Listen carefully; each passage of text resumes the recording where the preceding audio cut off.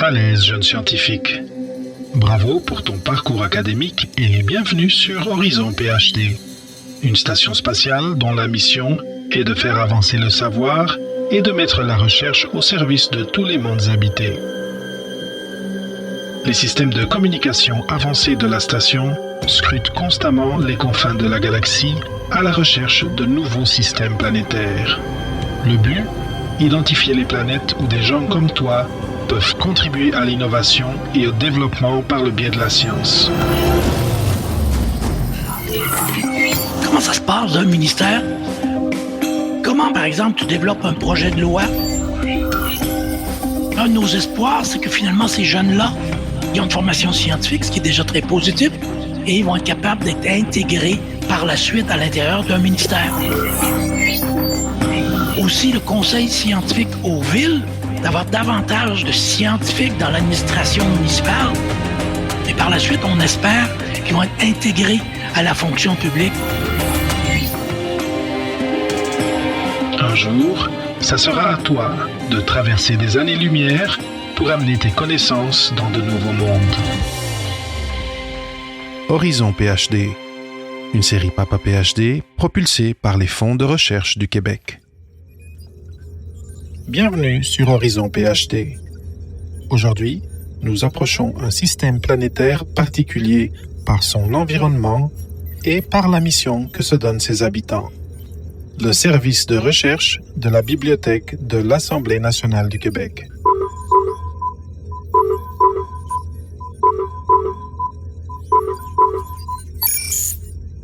Communication établie. Quel est votre nom et quel est votre rôle à la Bibliothèque de l'Assemblée nationale du Québec? Bonjour David, je m'appelle Jules Racine Saint-Jacques, je suis chef d'équipe au service de la recherche de la Bibliothèque de l'Assemblée nationale. Et qu'est-ce que le service de recherche de la Bibliothèque de l'Assemblée nationale? C'est quoi le mandat? J'aime à dire qu'on est au carrefour entre le savoir et le pouvoir, puisque le service de la recherche et plus largement la Bibliothèque de l'Assemblée est au service d'abord des parlementaires, de l'institution aussi de l'Assemblée nationale et plus largement de la population dans son entièreté. On est au service des parlementaires dans différents contextes, commissions parlementaires, délégations interparlementaires et on dessert aussi les députés à titre individuel. Et qu'est-ce qu'on fait pour eux? Bien, essentiellement, on répond à leurs besoins en analyse, en synthèse, en rédaction, en recherche plus largement dans différents contextes. Et dans ce cadre-là, pourquoi la Bibliothèque de l'Assemblée nationale a-t-elle besoin de jeunes docteurs aujourd'hui? En fait, il faut savoir qu'on a une équipe au service de la recherche qui est composée déjà de plusieurs diplômés de maîtrise et du doctorat. Une équipe donc de 17 professionnels d'horizons disciplinaires variés, des sciences humaines et sociales principalement, sciences politiques, affaires publiques, histoire, économie, droit, sociologie. Et des gens donc qui ont d'abord et avant tout des aptitudes de chercheurs, donc des gens qui ont l'habitude de la recherche, parce que ce que ça prend d'abord et avant tout pour travailler dans le contexte parlementaire, c'est une capacité de généraliste. Et pourquoi ça prend une capacité de généraliste? Ben parce que à l'Assemblée nationale, tous les problèmes de la société québécoise, tous les enjeux, tous les questionnements qui agitent la société finissent un jour ou l'autre par aboutir à l'Assemblée. Et donc, les gens au service de la recherche, incidemment, doivent s'intéresser à un peu tout. Maintenant, est-ce que ça veut dire qu'on s'improvise expert en tout? Non, on essaie autant que possible de respecter les champs d'expertise des différents analystes au service, mais cependant, ça ne veut pas dire non plus qu'on peut, quand on travaille au service, se confiner dans un créneau disciplinaire très étroit. Donc, on a des gens qui sont d'horizons disciplinaires variés, mais aussi d'horizons professionnels variés et qui vont devoir aussi s'intéresser à un ensemble plus large de domaines de spécialisation que leur seul domaine pour lequel ils ont été préparés lors de leurs études ou lors de leur carrière. Leur faculté, la faculté qu'on recherche d'abord et avant tout, c'est la faculté de s'approprier l'essentiel de ce qu'il y a à savoir dans une question donnée et de savoir le retransmettre efficacement à l'oral et à l'écrit dans un contexte, ma foi, qui peut être parfois assez pressurisant. Quand on est dans le conseil aux décideurs publics, souvent on a peu de temps Souvent, on a encore moins de temps qu'on pensait. Des fois, le temps disponible est raccourci sous nos yeux. Et donc, il faut savoir communiquer efficacement, succinctement, et capter l'attention d'un auditoire, ma foi, très exigeant et très occupé. Donc, il faut savoir le faire à l'oral, mais il faut aussi le savoir et surtout le faire à l'écrit, puisque la plupart de nos communications avec les décideurs, soit publics, soit administratifs, parce qu'il ne faut pas oublier qu'on conseille aussi l'institution, se passe à l'écrit, dis-je bien. On a parlé de différentes parties prenantes que vous desservez par vos services. Vous avez aussi touché un petit peu à de quoi peut avoir l'air les défis qui nous sont présentés versus la formation qu'on a apportée. Mais pour aller un petit peu plus en détail, de quoi peut avoir l'air un projet typique au service de recherche de la Bibliothèque de l'Assemblée? Oui, il n'y a pas vraiment de projet typique. Je dirais que le travail au service de la recherche en général est typique par son atypisme, mais cependant, il y a des types de produits bien définis qui sont grosso modo les mêmes d'un service de recherche parlementaire à l'autre. On va retrouver là, des notes d'information, somme toute assez brèves, concises, bien illustrées, dans la plupart des bibliothèques parlementaires et des services qui font profession d'accompagner les parlementaires dans leur prise de décision. Un mandat typique, dans le temps comme dans la qualité, ça peut s'étirer sur plusieurs années, comme ça peut s'étirer sur quelques heures au service de la recherche. Par exemple, en commission parlementaire, on va accompagner les décideurs, les responsables, les membres d'une commission parlementaire dans leur mandat extra-législatif, donc les mandats d'initiative, des mandats qui souvent portent sur le bien commun de la société québécoise. Donc, ça va de qu'est-ce que la place des femmes en politique, à l'usage des pesticides en agriculture, en passant par l'avenir des médias d'information, l'exploitation sexuelle des mineurs, l'évolution de la loi concernant les soins de fin de vie, etc., etc. Et dans le cadre de ces mandats-là, souvent, on va accompagner les parlementaires du début à la fin du mandat. Donc, dès l'origine du mandat, dès son adoption, on va pouvoir proposer nos services aux parlementaires, leur proposer, par exemple, la création d'une note d'information qui place les tenants et aboutissants, qui met la table sur ce qu'il faut savoir sur le mandat, les principaux concepts, les principales parties prenantes, etc. Et on peut aussi élaborer avec les membres d'une commission une liste d'intervenants à entendre à leur demande. On peut aussi bâtir un document de consultation pour eux, et ça donc jusqu'à la rédaction du rapport final qui est faite par les membres du service de la recherche. Donc ça, c'est pour des mandats, je dirais, de plus longue haleine généralement, mais qui vont parfois s'échelonner sur quelques séances, quelques auditions à l'intérieur d'une semaine ou deux, quelques mois, et même quelquefois plusieurs années. D'autres fois, par contre, on a des mandats, et ça, c'est les plus fréquents, je dirais, sont des mandats qui s'échelonnent sur quelques semaines, en 2, 3, 4 semaines. Donc, on va nous demander, pour les délégations interparlementaires, par exemple, de travailler sur le système du bâtiment au Québec, préparer une note d'allocution ou une note d'information à cet effet-là. On va nous demander de traiter des derniers développements en intelligence artificielle au Québec et en Bavière, par exemple. Pour les députés, souvent, ils ont des besoins, les députés individuels, des besoins plus circonscrits. Souvent, les bureaux de circonscription, par exemple, vont faire appel à nous pour avoir un portrait peut-être du logement dans leur circonscription ou encore savoir qu'est-ce qu'il en est de la gestion des berges dans leur comté. Donc, vous voyez, il y a pas à la fois dans le qualitatif, dans la teneur de ce qui nous est demandé et dans la longueur, les conditions de travail sont assez variables. On va avoir parfois à intervenir en commission nous-mêmes, donc pour présenter le fruit de nos travaux. Comme à l'occasion, le plus souvent, on va communiquer par écrit, comme je le disais, le résultat de nos travaux, soit aux parlementaires, soit à la haute direction de l'Assemblée ou aux autres directions de l'Assemblée.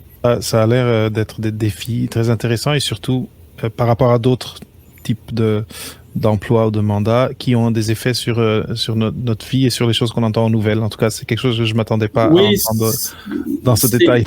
C'est effectivement l'une des beautés de travailler dans une institution comme l'Assemblée, dans un rôle comme celui qu'on occupe au service de la recherche, que je dirais pas d'avoir une incidence directe sur le cours des choses. On n'a pas la légitimité démocratique pour ça. Ce sont les élus qui prennent les décisions. Mais comme dans tout organe de conseil scientifique, on a une chance d'avoir une incidence indirecte ou une influence peut-être ténue sur le déroulement des travaux. Particulièrement lorsqu'on a la chance d'établir un lien de confiance, donc dans les mandats de plus longue durée avec les parlementaires, en commission parlementaire notamment, on est les principaux pourvoyeurs d'informations pour les parlementaires. Et à cette occasion-là, donc, ça nous donne la chance de choisir soigneusement qu'est-ce qui doit être porté à l'attention des parlementaires. Donc, moi, par exemple, j'ai eu la chance de travailler sur le mandat sur le recyclage et la valorisation du verre en 2019, je crois. Okay. Et 4 ans plus tard, là, maintenant, la consigne élargie entre en vigueur bientôt. Ben, il y a un peu de moi là-dedans. Il y a un tout petit peu de moi, mais quand même, il y a un peu de moi. Donc, c'est très stimulant d'avoir la chance d'avoir une incidence, même indirecte, sur le cours des choses, parce que l'Assemblée se trouve encore une fois au cœur non seulement de la démocratie, mais de l'évolution de la société québécoise. C'est ici que s'écrit l'histoire en marche. Donc, parfois, on a la chance de travailler à la grande histoire. Ça a été le cas, par exemple, de la commission Mourir dans la dignité et même plus récemment de celle sur l'évolution de la loi concernant les soins de fin de vie. C'est quand même des consultations qui ont à terme un impact sur la vie de milliers, de centaines de milliers de gens au Québec. Et donc, d'avoir la chance de travailler en soutien aux parlementaires pour s'assurer du bon déroulement des travaux et de la bonne information des parlementaires, c'est très précieux. On vient de parler d'aide médicale à mourir, valorisation du verre et du recyclage du verre. On a parlé d'écologie, on a parlé de logement. C'est des thématiques très variées. L'équipe que vous avez mentionnée au début, c'était plus ou moins un petit peu moins qu'une vingtaine de personnes. J'imagine que les gens travaillent pas en silo, chacun dans sa spécialité. Est-ce qu'on travaille en équipe au sein du service? Non, la question est bonne parce que longtemps, ça a été le cas, effectivement. Longtemps, on a eu au service une organisation du travail qui était plus partitionnée. Mais maintenant, depuis quelques années déjà, on s'efforce de créer, de stimuler des occasions de collaboration entre analystes. Et donc, chaque commission se voit attribuer non plus un seul analyste, mais 2 analystes qui travaillent en collaboration et qui donc vont se partager en quelque sorte le champ de compétences de la commission. Ça veut dire que non seulement si la commission adopte un mandat, il y a des chances qu'ils travaillent ensemble, mais ça veut aussi dire que toutes les questions, toutes les demandes qu'on peut recevoir sur le champ de compétences de chacune de ces commissions-là ou de leur commission, pour parler plus spécifiquement. Par exemple, 2 analystes qui auraient la commission de la culture et de l'éducation, vont se voir aussi sollicités lorsqu'on reçoit des demandes en culture et en éducation. On travaille comme ça, je le disais tout à l'heure, là, à spécialiser aussi les analystes autant que possible dans ces différentes sphères d'activité qui correspondent au champ de compétences des différentes commissions parlementaires qui couvrent, grosso modo, l'ensemble des secteurs d'activité socio-économique du Québec. Donc, ces gens-là vont pouvoir mener des mandats ensemble et aussi, on a établi un système de relecture par les pairs qui favorise aussi le dialogue entre analystes. Donc, sur une base régulière, là, je dirais, il y a beaucoup de collaboration qui se fait, sans compter tous les projets de développement qu'on peut avoir sur le plan organisationnel. Donc, c'est ça, on a beaucoup travaillé à décloisonner et à favoriser la communication et la collaboration entre le personnel. Et donc là, maintenant, il y a un programme qui est en train de recueillir des candidatures pour une résidence pour des jeunes chercheurs, des personnes qui viennent d'avoir leur diplôme au doctorat. De quoi s'agit-il et qu'est-ce que le service de recherche cherche chez ces candidats-là qui vont participer à ce programme? C'est un programme, une initiative des fonds de recherche du Québec qui a commencé à l'international et qui a toujours cours à l'international, donc qui s'appelle les résidences scientifiques. Donc, dans les différentes délégations, jadis naguère, les FRQ ont commencé à établir des diplômés du doctorat pour des résidences de 6 mois à 1 an. Et récemment, les FRQ ont implanté aussi le programme localement, donc dans l'appareil administratif québécois, du palier municipal jusqu'à l'ordre de gouvernement provincial. Et l'Assemblée est parmi les premiers organismes de l'appareil administratif québécois à embarquer dans le programme, à participer au programme. Et donc, on offre présentement la chance aux diplômés, aux candidats au post-doctorat et aux diplômés donc du doctorat depuis moins de 5 ans de venir s'établir ici au service de la recherche à la bibliothèque pour une période de 1 an renouvelable. Et donc, le programme est assorti d'une bourse de 50 000 $. par année. Donc, une belle occasion de stage postdoctoral. Et la visée du programme, plus généralement, c'est d'offrir d'autres avenues, d'autres options de carrière, de montrer un peu aux diplômés ce qui est possible de faire à titre de chercheur dans l'appareil administratif québécois. Et à l'inverse, c'est aussi de disséminer, de propager la bonne nouvelle scientifique dans les ministères et organismes, donc de manière à favoriser l'amélioration de la culture scientifique au sein de l'appareil étatique.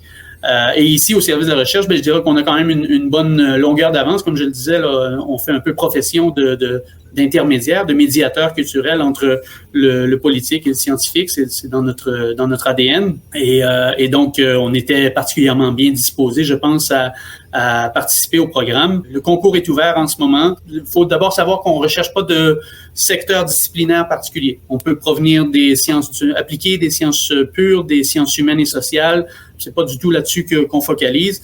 Ce qu'on recherche, en revanche, c'est des gens qui ont l'habitude de traiter et de visualiser des données quantitatives, que ce soit statistiques ou autres, puisqu'on cherche à prendre un virage quantitatif, je dirais, au service, en intégrant la masse des données ouvertes qui commence ma foi, à être assez considérable et qui s'offre aux décideurs publics, mais qu'en ce moment, on se refuse un peu, on est peut-être un peu timide dans l'approche de ces données-là. Donc, on voudrait quelqu'un qui nous trace la voie et qui participe avec nous à l'élaboration de quelques projets pilotes sur la visualisation, le traitement, le moissonnage et la visualisation de données quantitatives, de manière à mieux soutenir la prise de décision des parlementaires et de l'administration de l'Assemblée nationale. Donc voilà, quelqu'un donc qui a l'expérience soit par son bagage professionnel, soit par son bagage universitaire de chercheur dans le traitement des données quantitatives sera considéré. Peut-être la contrainte plus spécifique qu'on aurait, c'est qu'on va travailler à partir de l'environnement de RStudio et donc du langage R. Donc, il faut que la personne ait une maîtrise de base de ce langage-là. Mais sinon, voilà, on cherche surtout ce bagage d'expérience-là. Évidemment, si la personne a en plus de l'expérience dans je dirais la communication d'informations savantes auprès de décideurs de haut rang, c'est du plus-value pour nous, évidemment. Mais ce n'est pas un prérequis, si je comprends bien. Non, on est très ouvert à l'ensemble des candidatures. On veut que l'expérience soit le plus profitable à la fois pour nous et pour la personne.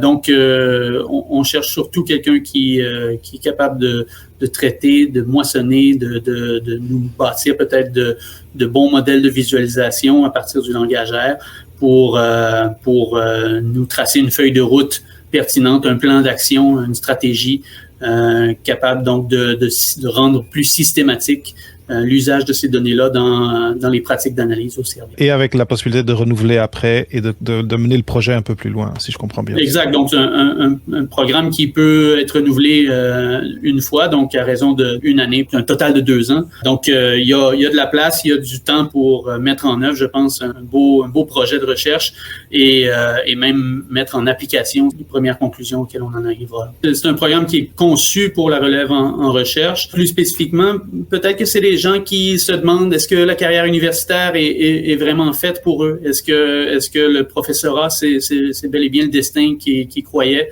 Est-ce qu'ils ont envisagé d'autres choses, d'autres avenues? Ils se questionnent, est-ce qu'il y a une autre voie possible pour mon cheminement de carrière? C'est une bonne façon d'aller tâter le terrain, d'aller expérimenter.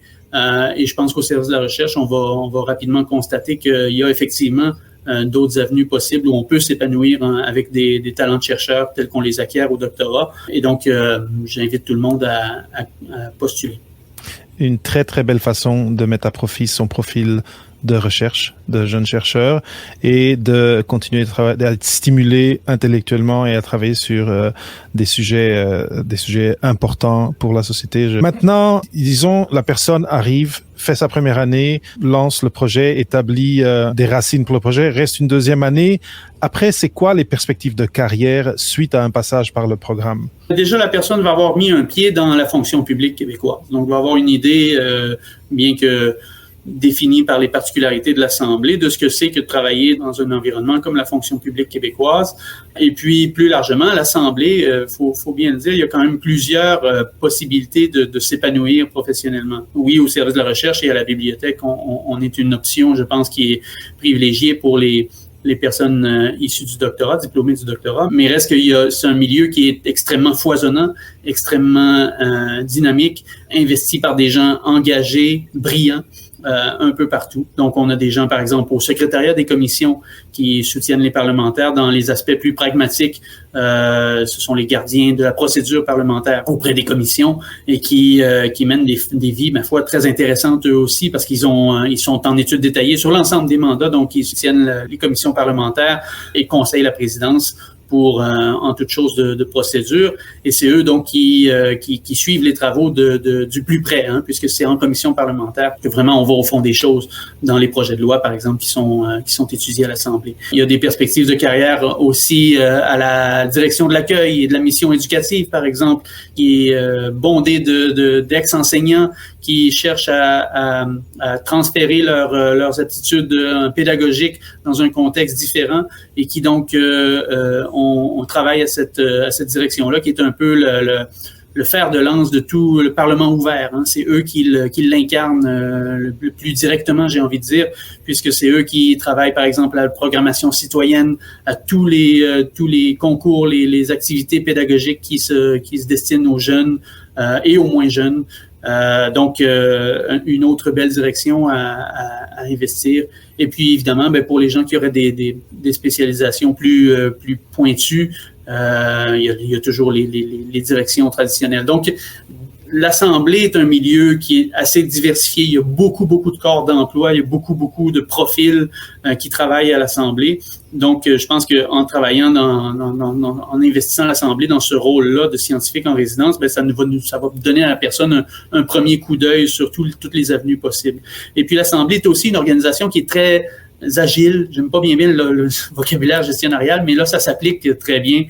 C'est pas une organisation où il y a beaucoup de couches entre la base des employés et la haute direction, le cercle des décideurs.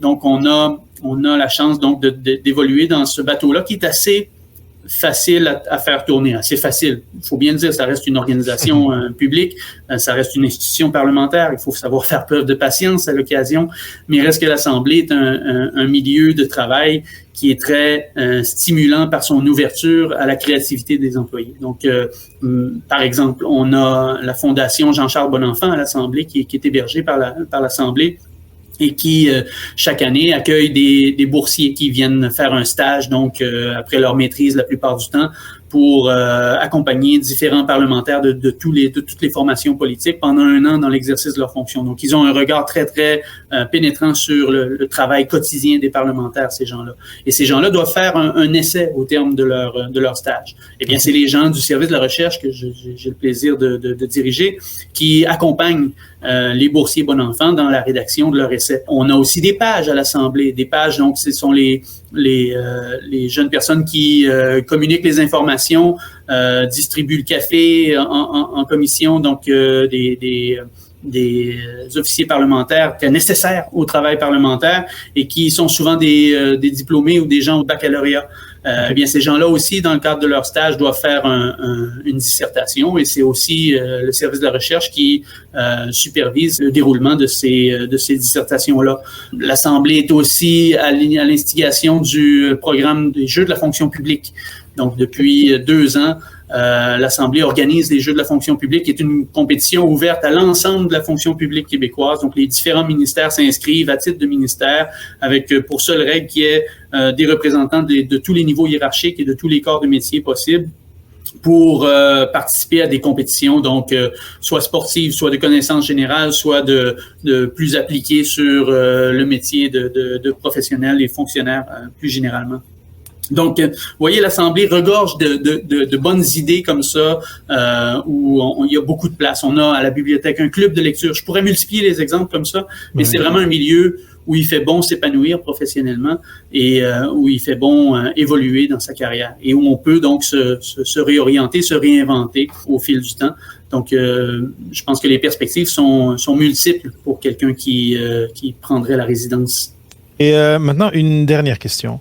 On finit notre doctorat, on commence notre postdoc, on est dans le milieu académique, on écrit d'une certaine façon, on communique d'une certaine façon, on réseaute d'une certaine façon. Quels sont les défis que vous imaginez potentiellement d'adaptation auxquels cette personne-là pourra faire face dans ses premières semaines, premiers mois au service de recherche de la bibliothèque de l'Assemblée nationale? Il y a Émilie Jade Poliquin, que je pense que tu as déjà reçu, David, qui vient de sortir un article sur Affaires universitaires à ce sujet-là. C'est parfois un deuil de devoir quitter le milieu universitaire, la carrière peut-être de prof qu'on envisageait lorsqu'on fait un doctorat. C'est un deuil que moi-même j'ai vécu quand j'ai terminé mon doctorat et que je suis entré au service de la recherche en 2016. C'est un deuil que j'ai entendu plusieurs fois d'autres collègues doctorants et post-doctorants me partager. Mais je pense quand même que dans un milieu comme celui que je t'ai décrit, ce deuil-là est atténué par une foule de facteurs. D'abord, la réalisation que la recherche telle qu'on l'a pratiquée, telle qu'on l'a conçue dans le milieu universitaire n'est pas la seule recherche qui est cours et qui ait une incidence sur le cours des choses. Bien entendu, au service de la recherche, on peut faire de la recherche fondamentale. Je ne l'ai pas mentionné, mais il s'en fait de la recherche fondamentale, particulièrement dans le domaine de l'histoire. On a la chance d'avoir 2 historiens qui sont parmi les sommités au Québec et au Canada en histoire parlementaire et politique. Christian Blais et Frédéric Lemieux, pour ne pas les nommer. On encourage aussi d'autres analystes à poursuivre des projets de longue haleine. Donc, au service de la recherche, il y a de la place pour poursuivre des projets de recherche qui entrent en phase avec la mission de la bibliothèque. Mais on s'aperçoit aussi rapidement qu'après avoir creusé le même trou pendant plusieurs années dans le cadre de sa thèse, le même champ de spécialité dans le cadre de sa thèse, c'est parfois un peu oxygénant d'avoir la chance de travailler sur un éventail de sujets soudainement qui est beaucoup plus éclaté. C'est de la recherche qui est appliquée, mais pas orientée, puisque le devoir de neutralité dont est investi l'ensemble de la fonction publique s'applique avec encore plus de vigueur et de rigueur à l'Assemblée nationale. Lorsqu'on est au service direct des parlementaires, on a un devoir de réserve et une valeur de neutralité qui est, je dirais, exacerbée. C'est important de présenter les faits et d'essayer autant que possible de neutraliser sa subjectivité et à tout le moins de présenter un portrait équilibré des enjeux, parfois et très souvent même polarisants, qu'on va traiter dans le cadre de nos travaux. Donc ça, en soi, c'est un défi. Un défi aussi qui se pose lorsque on doit capter l'attention d'une clientèle aussi exigeante et aussi occupée que les parlementaires quand on a la chance de présenter nos travaux. Pour des gens qui ont fait profession de présenter leurs recherches dans le cadre de colloques, de congrès, de rencontres scientifiques, ça peut être des fois une adaptation intéressante que de changer de mode. Là. On n'est plus dans une lecture pendant 20 minutes de 10 pages à double interligne comme on nous l'enseigne au doctorat des fois. Là, maintenant, il faut savoir capter rapidement l'attention et efficacement et aller droit au but. Donc, il y a plusieurs comme ça des changements dans l'approche de la recherche qu'on a vécu jusqu'alors qui peuvent représenter des défis stimulants dans le cadre de la fonction publique et plus largement et plus spécifiquement, je dirais, dans le cadre de l'Assemblée nationale et du service de la recherche. Pour les auditeurs et auditrices qui pourraient être intimidés, est-ce que vous auriez un petit mot de la fin pour les inviter vraiment à donner la liberté à leur curiosité d'approcher le programme, de se candidater et de participer au processus de sélection? Ouais, tu me donnes peut-être la chance de reparler de l'équipe puisque j'ai pas développé plus amplement, mais faut d'abord et avant tout comprendre que quand on investit le marché du travail, on intègre une gang, hein? Puis celle du service de la recherche est particulièrement sympathique et je dirais extraordinairement drôle. On a la chance d'avoir des gens qui sont cultivés, qui sont intéressés et intéressants, qui s'intéressent à tout. Ce sont des curieux par nature. Donc, je pense que quelqu'un qui a fait des études de 3e cycle a cette curiosité-là naturelle, va se trouver évidemment dans son élément dans un service comme le nôtre, puisqu'il va être entouré de gens avec qui on peut discuter de absolument tout. Parce que autour de la table à la cafétéria, encore ce midi, les sujets vont de la reddition de comptes des ministères et organismes au dernier événement politique qui a pu se passer, en passant par les histoires de famille et autres. Donc, c'est d'abord et avant tout j'aime à dire qu'on est des nerds. Faut bien l'assumer, mais on est des nerds sympathiques et drôles. Et on se fait beaucoup de fun au service de la recherche et à la bibliothèque. J'ai la chance de diriger une équipe extraordinaire et je me considère très privilégié d'être chef d'équipe à ce moment-ci de l'évolution du service. Donc, je pense que la perspective de recevoir un scientifique en résidence pendant 1 an ou 2 ne fait qu'accroître ce bonheur-là. Et j'ai bonne confiance que le bonheur va être réciproque. C'est vraiment un milieu où il fait bon vivre quand on est un être curieux et avec l'esprit scientifique. Jules Racine-Saint-Jacques, je n'ai plus de questions pour vous. C'était très clair dans tout ce que vous avez partagé et je recommande et je propose à qui est en train de nous écouter et à cette curiosité et à peut-être ce désir de participer d'une façon plus active dans des choses qui ont peut-être pas trait à la science dure, mais qui ont trait à notre vie en société, de se candidater, même si c'est juste pour aller découvrir ce que vous nous avez présenté très rapidement et qui, à moi, en tout cas, si j'étais à l'époque, ça m'a vraiment ouvert la curiosité par rapport à cet organisme qui a l'air passionnant et plein de gens passionnés. Merci. C'est bien dit. Merci d'avoir écouté cet épisode d'Horizon PhD. Si le programme scientifique en résidence t'intéresse, rends-toi sur frq.gouv.qc.ca/Horizon PhD où tu trouveras toutes les informations sur les appels à candidature en cours. Bonne exploration. Horizon PhD est une série spéciale Papa PhD propulsée par les fonds de recherche du Québec. Production et réalisation, David Mendes et Julien Chapdelaine. Design graphique, Juliette Pierre.